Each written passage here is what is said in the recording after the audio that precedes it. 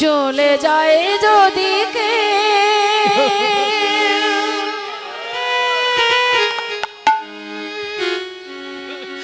বাঁধন ছিঁড়ে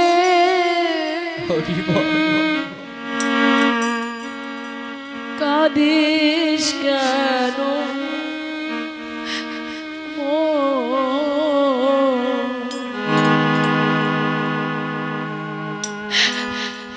ভাঙা গড়ায় জীবনে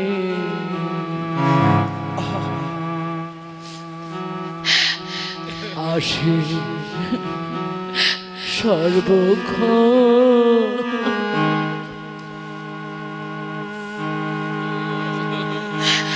ভাঙা গড়ায় জীবনে আসে সর্বক্ষণ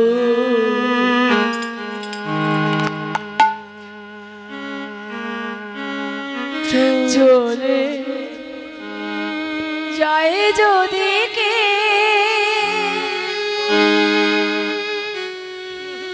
বাঁধন ছিঁড়ে কেউ যদি হৃদয়ের বাঁধন ছিঁড়ে চলে যায় কেন কাঁদিস? আজ সে যাচ্ছে আমাকেও যেতে হবে, এমনি তো কতজন চলে গিয়েছে। ভাঙা গড়া এটাই জগতের নিয়ম। জীবনে আছে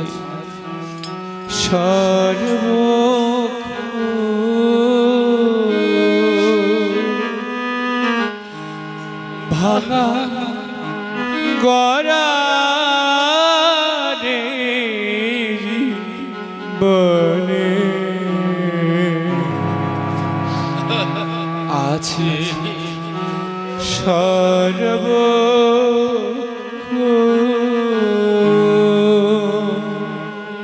উড়ি ভাঙা গড়া এ জীবনে আছে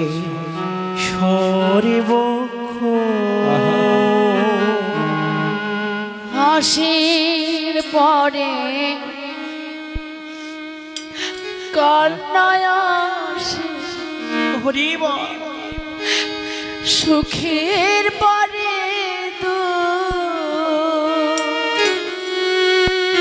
হাসির পরে কান্নায় আসে সুখের পরে তো আধারাতে শেষে যেমন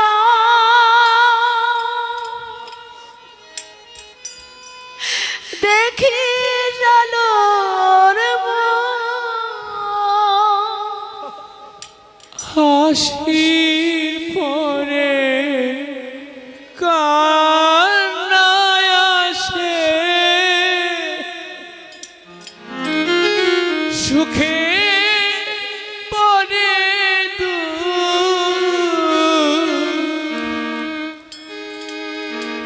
আধারাতে শেষে যাব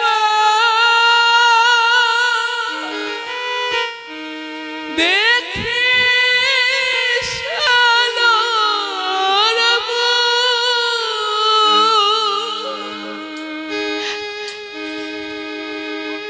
জন্ম হলে সবার তরে জন্ম হলে সবার তরে আসে রে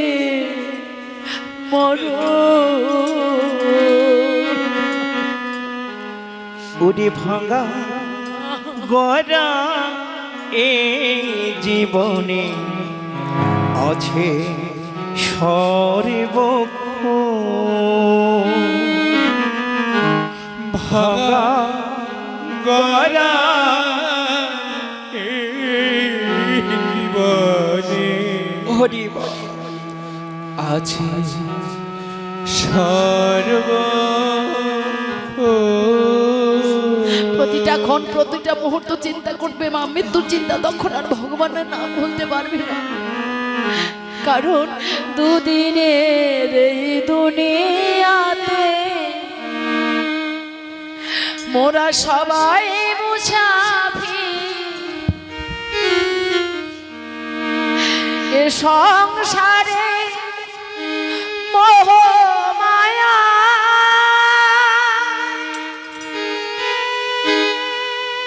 হই কেন অধীর,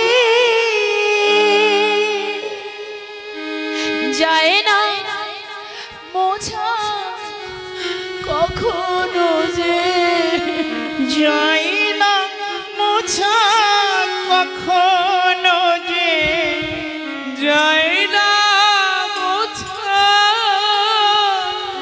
কখনো যে, এ ভাগ্যের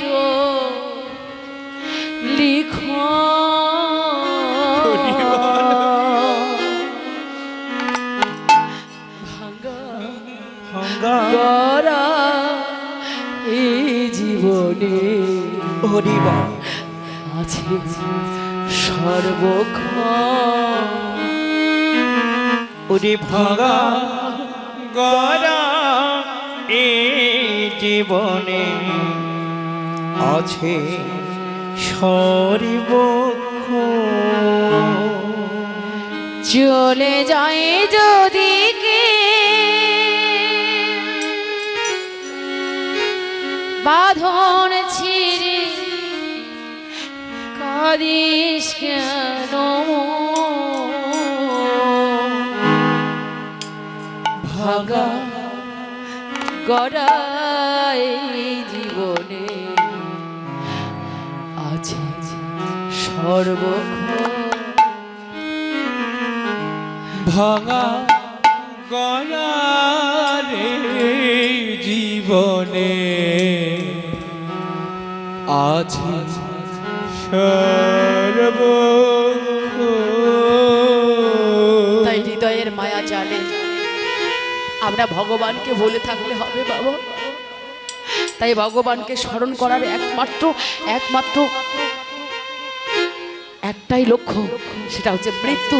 যদি কেউ একবার মৃত্যুকে স্মরণ করতে পারে তাহলে সে কখনো ভগবানকে ভুলে থাকতে পারে না।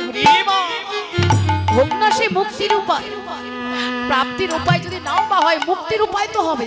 মুক্তির উপায় তার মানে মুক্তি আর প্রাপ্তি সমান নয়, কারণ ভগবানের চরণ সান্নিধ্য লাভ করলে, ভগবানের চরণকে পেলে তার এই জগতে আর আসতে হয় না। আর তার জন্য অনেক উচ্চতর মাধ্যমে পৌঁছাতে হবে, অনন্য ভক্তির দ্বারা তাকে পাইতে হবে, ভাবতে হবে। কিন্তু যার এমনটা অনুরাগ নেই, প্রাপ্তির ইচ্ছে নেই, প্রাপ্তির শক্তি নেই, সামর্থ্য নেই, ভক্তির ক্ষমতা নেই, তার তো মুক্তির উপায় করতে হবে। তাই ভগবানের চরণে চাও, ভগবান কৃপা করে আমায় মুক্ত করো এই সংসার বন্ধন হতে, মুক্ত করে নাও আমার এই জাগতিক জগতের দিতাম জানা হতে। আমি যেন আমার এই মনে প্রাণ হৃদয় জীবন যৌবন তোমার চরণে অর্পণ করি। তাই গৌর হরি বলে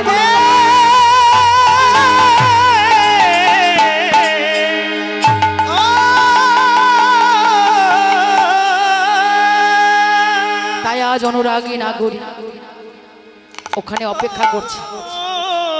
আর এদিকে ওই যে ভুলে গেলাম, আর ভক্ত হনুমানের নাম করে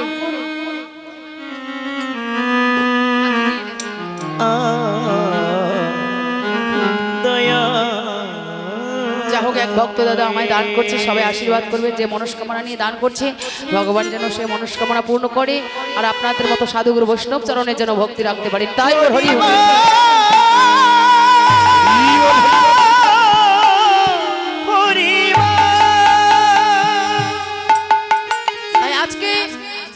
আমার সেই হনুমানের নাম করে মহারাজ সুকান্ত যখন কাঁদছে, মহারাজ এদিকে শ্রীরামচন্দ্র যখন থরথর করে কাঁপছে, ধনুর্বাণ নিয়ে নয়ন জলে বক্ষ ভেসে যাচ্ছে, গুরুদেব বিশ্বামিত্রা মুনি লক্ষ্য করে দেখলো যে শ্রীরামচন্দ্র সে কিনা এমন করে অঝরে কাঁদছে।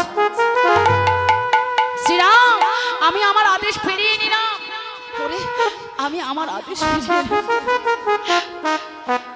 তোমার এই নয়নের জল আমি সইতে পারছি না, আমি ফিরিয়ে নিলাম তোমার এই আদেশ। ফেলে দাও তোমার ওই ধনুর্বাণ, আর বক্ষে তুলে নাও তোমার ওই ভক্তকে। চিরজন্মের মতো তুমি তোমার ভক্তের চরণে বাধা পড়ে দিয়েছো।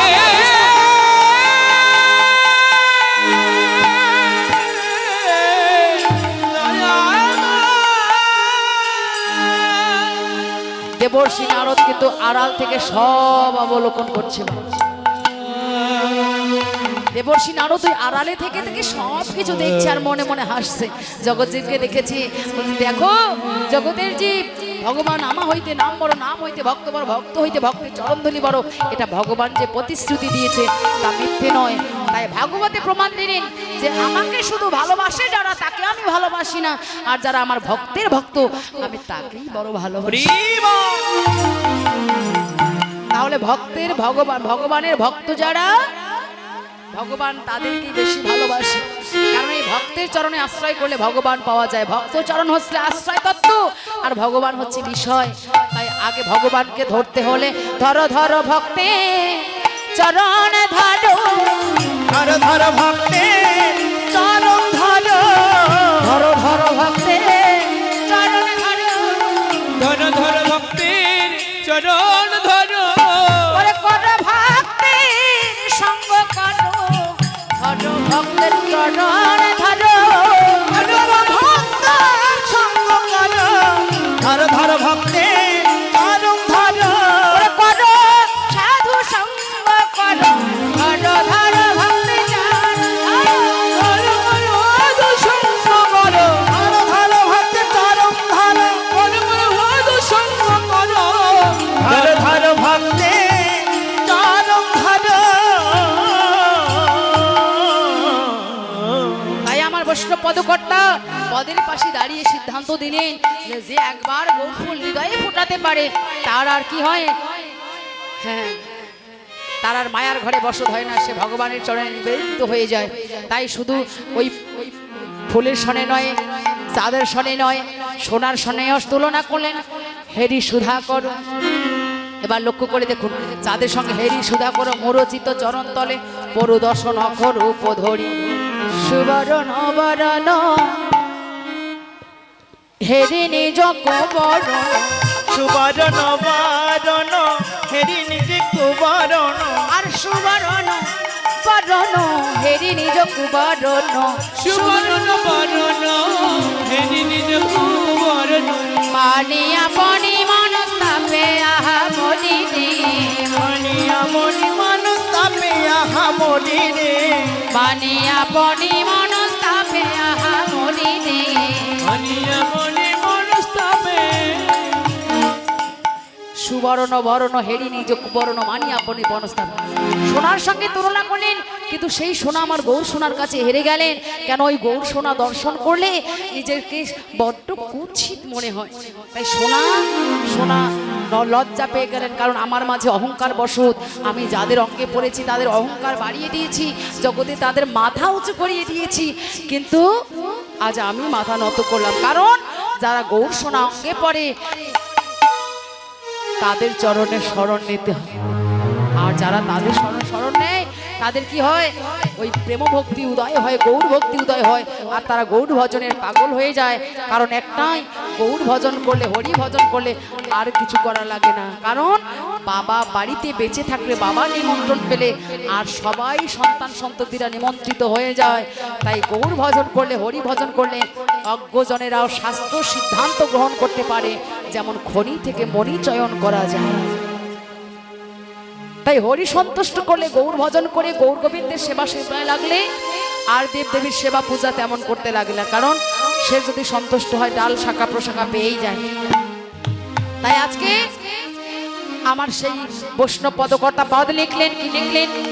সোনার সঙ্গে ফুলের সনে, চাঁদের সনে হলো না, গোড়া রূপে যাই বলি হরি, যাহাই বলি হরি তাহাই হরি। তাই কি করলে? এবার যা সম অধিক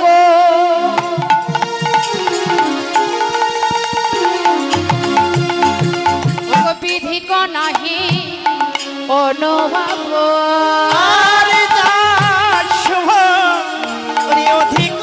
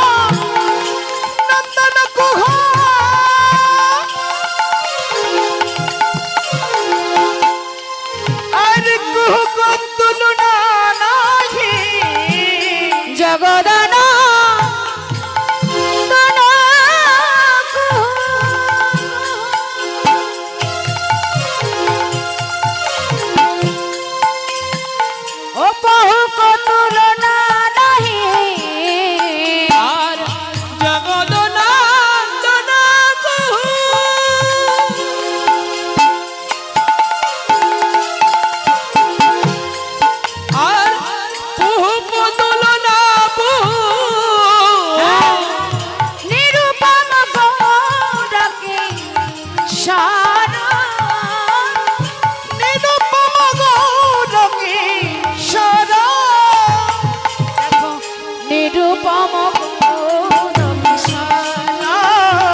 নিরূপম কিশোর তুলনা নাহি তার তুলনা নাহি তার তুলনা নাহি তুলনা নাহি তুলনা নাহি তার তুলনা নাহি এই ত্রিভুবন জুড়ে তুলনা নাহি তুলনা নাহি ত্রিভুবন জুড়ে তুলনা নাহি তুলনা নাহি এই ত্রিভুবন জুড়ে তুলনা নাহি এই ত্রিভুবন জুড়ে তুলনা নাহি তুলনা নাহি এই ত্রিভুবন জুড়ে তুলনা নাহি তার তুলনা নাহি